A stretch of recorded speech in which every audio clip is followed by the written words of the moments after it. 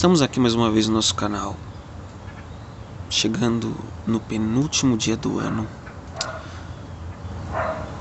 para encerrar essa questão, pelo menos de maneira temporária, sobre o liberalismo teológico, sobre a relação dele com a Igreja Adventista, sobre alguns movimentos que estão surgindo aí. Porque eu entendo que os meus vídeos anteriores não foram assim tão completos. Eu acho que ainda ficou faltando algumas partes para serem comentadas, então aqui eu vou fazer isso para fechar esse vídeo. Eu entendo que as discussões teológicas elas são profundas.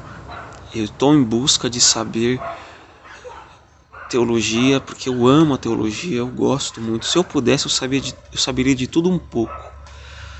Mas a vida, infelizmente, ela não é assim, né? Se nossa salvação dependesse do conhecimento completo das coisas, a gente não seria salvo.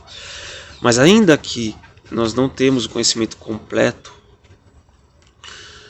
nós vemos as coisas como um espelho embaçado, né? Como o apóstolo Paulo fala. A gente tem que buscar o máximo que a gente conseguir. Então, para mim não é difícil isso, porque eu amo a área da Bíblia. Eu li a Bíblia desde os 9 anos, então não é de hoje que eu me interesso por essas questões. Desde o Leandro Quadros lá atrás, eu vi o Leandro Quadros respondendo as perguntas na Novo Tempo, né? Eu era pequeno, assistia e falava, nossa, isso é fantástico. Então as discussões elas são muito profundas, e às vezes nós, como leigos, eu não sou formado em memória teológica, embora eu faça um curso teológico. Eu estudo a Bíblia, eu leio, eu gosto de me aprofundar, eu não gosto de ser superficial. Às vezes eu sou. Independente da discussão que a gente esteja abordando aqui, seja acadêmica ou popular, as discussões populares elas partem das questões acadêmicas. Não tem como separar uma da outra. Não tem como. Você acha que quem produz aí os discursos das militâncias políticas sai da academia. E aí vai sendo filtrado, né, de uma forma simples para chegar na população. Aí, ó, tá aqui me acompanhando no vídeo. Se você contamina a nascente, você contamina o rio inteiro. E assim, essas questões populares, elas partiram de uma questão acadêmica. Não tem como separar. A questão assim de pregar a transformação, para mim é uma questão primordial. Primeiro porque é algo bíblico e parte da minha cosmovisão bíblica de mundo. E de que qualquer adventista tem que se preza como adventista ou como protestante defensor da sola escritura, precisa prezar. Agora, quando nós tratamos do assunto do Edson Nunes aqui, você vê sim que ele não dá resposta, você vê sim que é dúbio nas questões. Por exemplo, tem um vídeo dele que ele fala assim, que Jesus veio para os não convencionais e para que eles continuem não convencionais, só que pastoreados por Jesus. Aí você fica perguntando, ó, como que é dúbia a questão, exemplificando. Quem são os não convencionais? Em que sentido eles continuam sendo não convencionais? Essa é a questão. Porque assim, se ser não convencional é praticar uma coisa que a Bíblia considera pecado, é um problema. Porque no próprio relato bíblico, Jesus ele fala para a mulher adúltera, vai, não peques mais. Jesus transforma vidas. Agora, se você assume uma posição diferente disso, você já está indo por análise histórico-crítica. Você já está indo para o lado de que a Bíblia não é a palavra de Deus, ela contém a palavra de Deus. Que você está não levando em conta esses versos. Não tem como chegar a outra conclusão. E quando a gente faz esse tipo de pergunta, e várias pessoas perguntaram ele sobre isso nos comentários, não é possível que a pessoa não veja. Não é possível. A pessoa simplesmente não responde. Joga aquilo no ar, as páginas mais liberais vão lá e falam, é mesmo, eu vou continuar fazendo o que eu estou fazendo, praticando à vontade, sem luta espiritual, como o apóstolo Paulo fala, que tem que haver uma luta contra aquilo, embora não chegamos a ser perfeitos. E as páginas mais conservadoras ali vão falar, olha, ele está pregando heresia, ele está dizendo... Mas na realidade, por trás disso é uma fala dúbia. É uma fala que não tem sentido, é uma fala perigosa. Como os políticos sempre fazem e são combatidos por isso. Por isso que as coisas elas têm que ser o mais claro possível, porque mesmo você sendo claro hoje, as pessoas distorcem. Agora sim, eu não pretendo ter razão de nada. Eu não acredito no que eu acredito porque eu acho que o Paulo tem razão, mas eu me embaso na Bíblia. Eu acredito que a Bíblia é a única regra de fé e prática. Eu acredito muito na cosmovisão bíblica que eu tenho do mundo. Embora haja questões que a gente precisa aperfeiçoar sempre. Eu não estou aqui tomando como um padrão do Paulo Ricardo. E essa análise assim de que precisa descer um Deus do céu para dizer se está certo ou está errado. A análise de que não há a transformação na vida de uma pessoa que é homossexual é uma análise totalmente desprovida do sobrenatural, levando em conta que, sim, é possível uma pessoa que está na prática homossexual ser salva a partir do momento que ela não é convencida da verdade. Mas existe uma verdade absoluta. Esse é o fato. Existe uma verdade absoluta. Por mais que talvez nós nessa vida nós não cheguemos ao total conhecimento dela, existe. E Deus ele vai revelando progressivamente para nós essa verdade. Até que ponto eu conheço essa verdade? Até que ponto eu estou endurecendo meu coração para ela? É essa análise que eu tenho que fazer. Até que ponto que eu sei que isso é errado e Deus está me convencendo do contrário? Eu acho que aquilo é errado porque na Bíblia está dizendo que é. Então, a não ser que você acredite que a Bíblia ela possa ser analisada de um modo crítico, você precisa aceitar o que a Bíblia está dizendo. Você precisa aceitar que a Bíblia foi inspirada pelo Espírito Santo. E eu creio sim profundamente que as coisas quais eu falo nesse canal, elas são válidas. Então se a gente assim, vamos partir do espectro do seguinte. As pessoas elas têm uma leitura diferente da verdade do que eu. Então eu não posso tratá-las como diabólicas. Ok, beleza, mas a pessoa que afirma isso, ela tem que entender que em muitos discursos ela leu o Apocalipse que está ali dizendo que das bestas e das prostitutas. E que sim, a crença na imortalidade da alma é diabólica. Poxa vida. Isso é um tiro no pé. Como você pode tratar a questão da imortalidade da alma como diabólica? É só uma leitura diferente da verdade. Você percebe como a relativização ela é complicada? Ela é complicada. Porque aí você vai levando essa relativização avante e nada mais se torna absoluto. Então pronto, não, a gente não pode mais dizer que uma doutrina é diabólica. A gente não pode mais dizer que uma pessoa que é pedófila ou pratica zoofilia, ela está agindo ali pelo diabo, porque é uma leitura diferente da verdade. Na realidade, conforme a verdade dela, não tem problema você ir lá e ter uma relação com o animal. Não tem. A leitura é diferente da leitura, você tem que tomar cuidado ao dizer isso. Você não pode dizer que uma pessoa que pratica a zoofilia... Cara, difícil, mano. Tem que dar risada de uma coisa. Você não pode falar contra o calvinismo, porque é a leitura da verdade deles, ou seja, não tem debate mais. Não tem debate, porque a verdade é relativa, cada um tem a sua leitura da verdade. Então a pessoa ela vai dizer pra mim que o domingo é o dia de guarda e eu é o sábado. É a leitura da verdade sua, tudo bem, eu respeito. Afinal, Deus não desceu do céu aqui para dizer isso.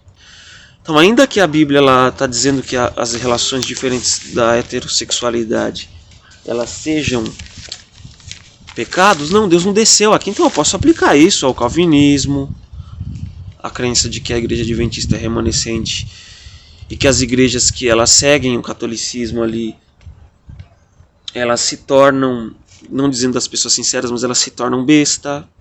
Olha como a relativização ela é perigosa. Então qual que é o limite disso? A gente tem que ter um limite nisso.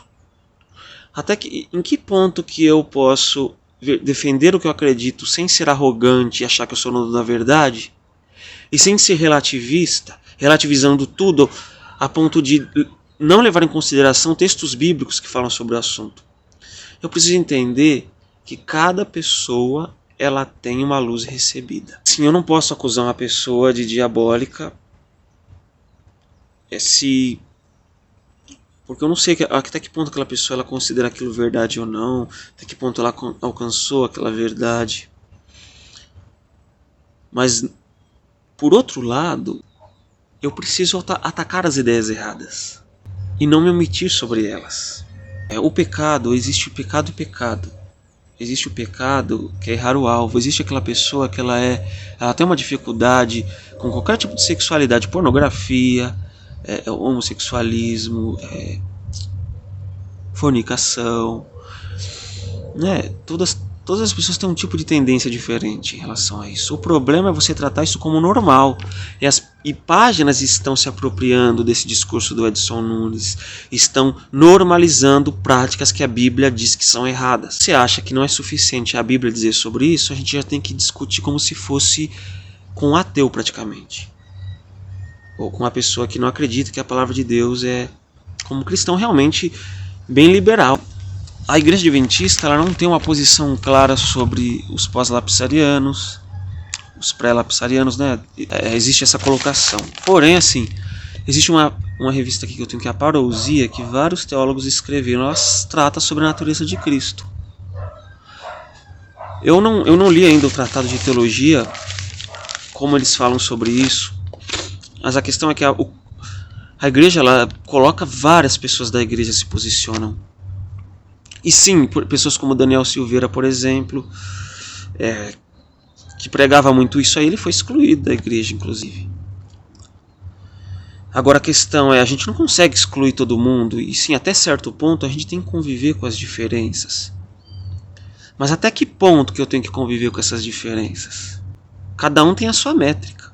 Quando a pessoa pós-lapsariana, que ela acredita que Jesus veio na natureza pecaminosa, que Jesus, como Jesus venceu completamente o pecado, eu posso vencer antes da volta de Jesus, isso se desencadeia perfeccionismo.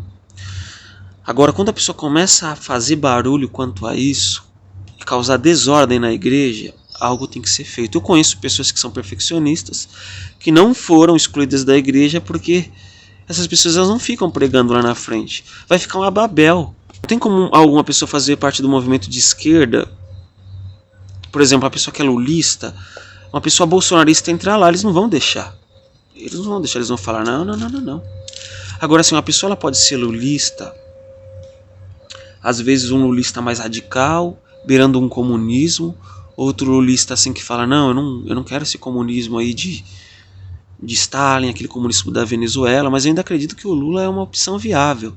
Esse tipo de discordância dentro do movimento de esquerda, ou de direita, direitas que acreditam que o Bolsonaro é o cara, e tem aquela direita que ela acha que o Bolsonaro não representou os ideais de direita. E mesmo assim as pessoas já se tratam como inimigos, né? Então a questão é até que ponto que pode, porque se a gente relativizar tudo, a gente vai falar assim, a pessoa que comete coisas que a Bíblia fala que é pecado, ela pode ser um líder de igreja, atuar e tal, e vai ficar uma baderna, vai ficar uma bagunça. Não vai ter mais corpo doutrinário. Temos a tendência, mas temos que lutar contra isso. Essa é a visão do apóstolo Paulo em 1 Coríntios, essa é a visão que eu tenho. Toda a comunidade lidar com quem discorda, mas não significa que eu devo endossar isso, que eu não devo pregar contra isso. O tempo dirá. A gente, às vezes, no afã de argumentar, a gente reconhece que talvez a gente tenha posições muito duras. Mas o tempo dirá quem o Edson Nunes é.